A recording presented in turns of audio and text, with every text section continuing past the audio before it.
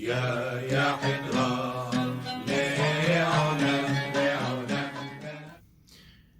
Minhag of the Week, Life Cycles. So we've been speaking about weddings and wedding preparations, and before we get to the actual wedding ceremony, there's a question that keeps coming up time and time again, and that's about the bride and groom fasting prior to the wedding. The day of the wedding, do the bride and groom fast? Is it our custom? Is it our minhag?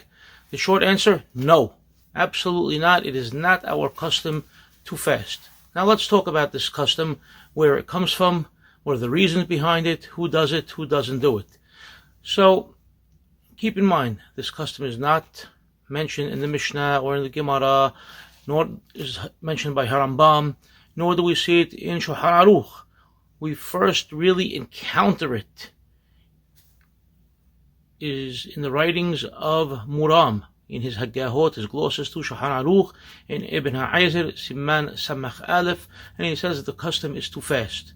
Now, what are the reasons for this custom? And the reasons for this custom all come as well from Ashkenazi sources.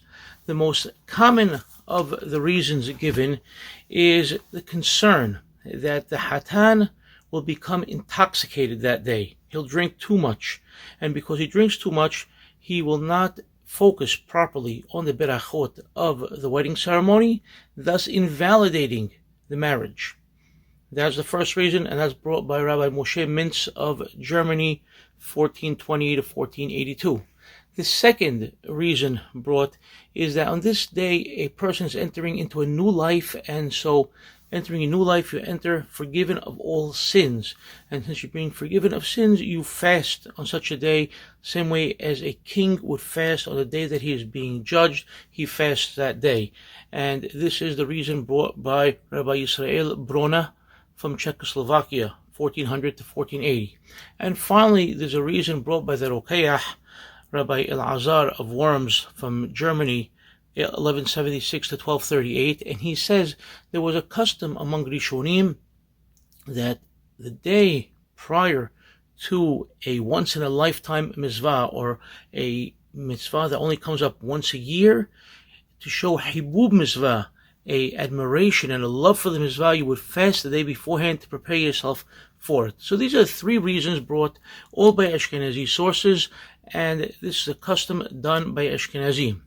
Now, what are the comments to Muram's Haggah?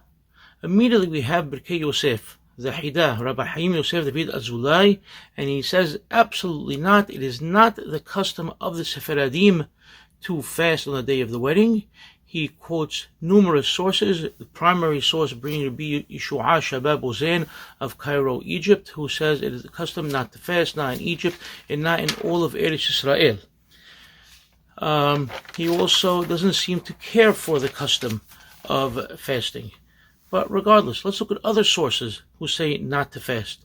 The Knesset Hagedolah, Rabbi Hayim ben Benisti of Istanbul, Turkey, says the custom is not to fast.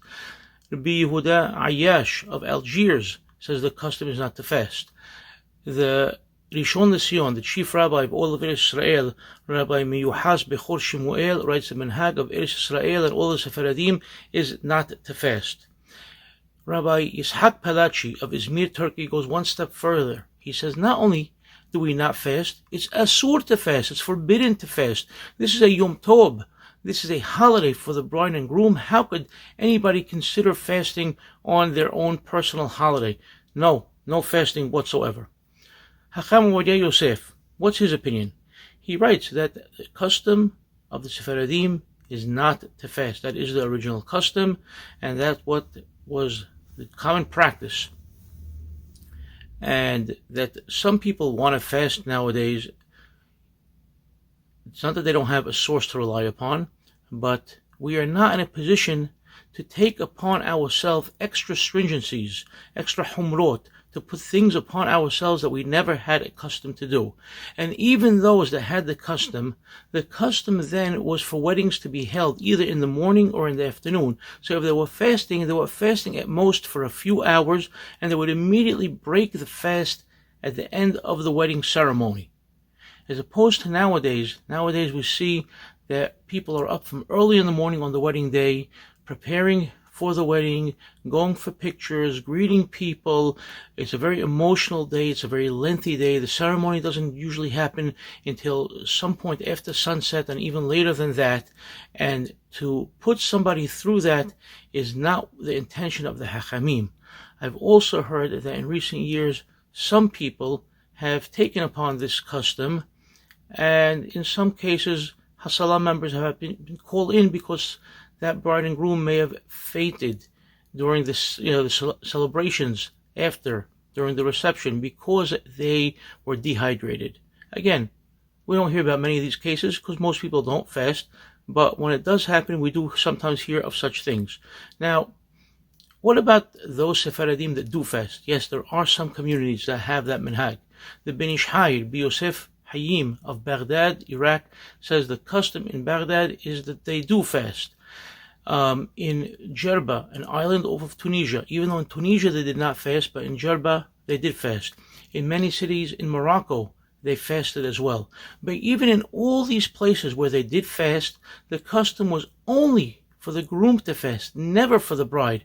All the sources that we've seen amongst Sephardim all clearly say that it's only the groom that fasts and never the bride. In any case, we have to go back to the words of Rabbi Shem Tov Gagin, who we've quoted in these Minhag of the Week segments many times. Rabbi Shem Tov Gagin writes very clearly, the Minhag of the Sephardim in Eretz Israel and in Syria and in Turkey and in Egypt is not to fast, and that is our custom. Our custom is not to fast. I wish a mabruk to all the brides and grooms out there. Enjoy your wedding day, your wedding night, and your celebration. Mabruk.